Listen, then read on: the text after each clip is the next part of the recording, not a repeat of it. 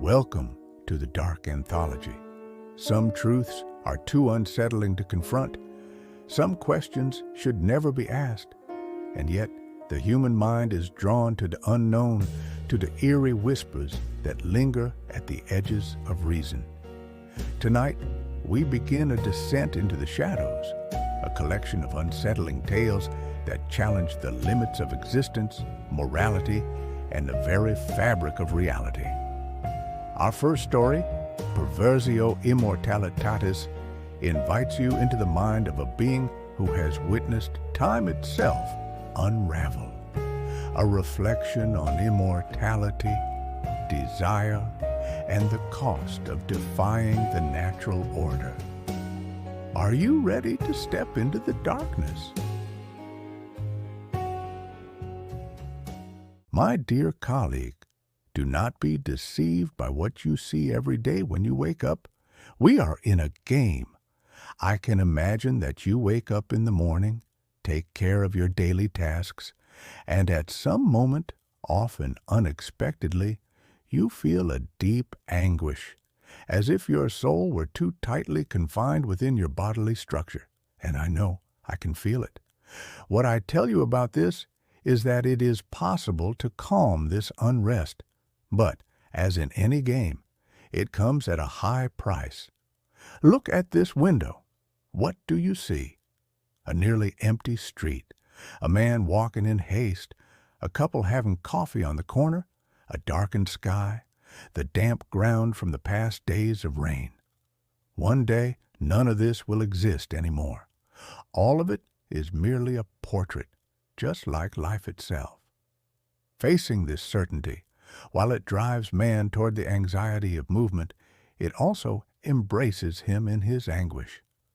Confronted with this anguish, which grows with maturity, many of us choose to accept a truth that death does not end life. One must agree that the idea of death being not an end, but a passage, is quite powerful. So powerful, in fact, that we, as humans, cannot believe this is a gift given to us freely. Thus, in order to earn this gift, the continuity of life, even in other forms of existence, we are charged a tax, our abandonment. Here, I prefer to call it our depersonalization. See what a fertile ground this is for beliefs, for esotericism, for cults. I grant you the continuation of life, and in exchange, I demand that you abandon who you are now. You can no longer be yourself, but rather someone who follows my rules, and in return, I offer you the continuation of your existence. It is a bargain, my dear colleague, and as I said, a valuable gift at a high cost.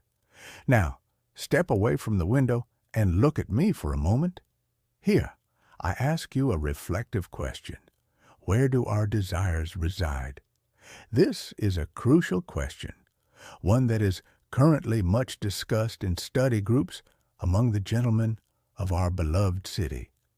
If, in order to continue living, we must abandon ourselves as individuals, then naturally we must abandon our desires. I hope you agree that we see many people around here exhibiting impressive physical symptoms caused by the repression of their impulses. Blow out a few candles for a moment and pay attention to my inquiry.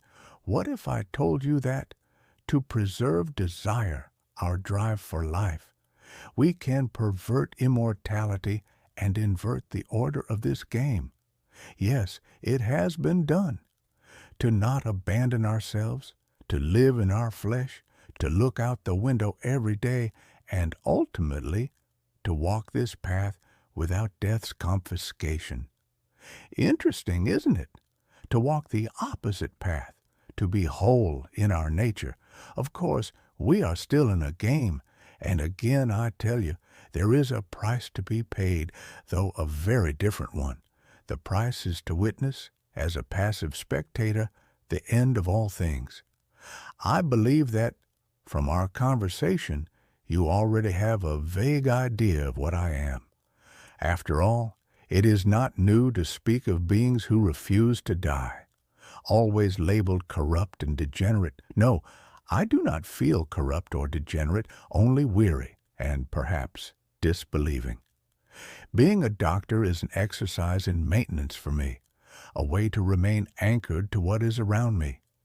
I have no health problems, I feel no fury, sunlight does not harm me.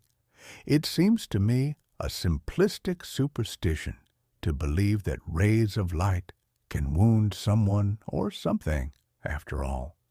Do not make that association between good and evil, light and shadow. Light is merely light. I am not a creature of darkness, though I do prefer the night, because in some way brightness irritates my eyes quite a bit. You are asking me what the price of this perversion is. Very well. Look at that cafe through the window. Before, there was a modest house there, home to a newlywed couple. They had 3 children and planted an ash tree sapling for each birth. Over time, the 3 young men married, and I saw them only a few times after that. Of the 3, I learned that 2 had grandchildren, and eventually I never saw them again. The house was abandoned. There is no house any more, nor the trees, nor the paintings on the sidewalk. It comforts me to know that they still serve a good Kleiner Schwarzer there. Beyond that, my dear colleague, perhaps I need to add a few crimson drops to my coffee. No need to be alarmed. If you enjoyed this story and want to explore more unsettling tales, make sure to like, comment, and subscribe. Your support helps keep the storytelling alive and brings more stories to this channel. Turn on notifications so you never miss the next descent into the unknown. And remember, some truths are meant to be forgotten, but some whispers never fade. Until next time.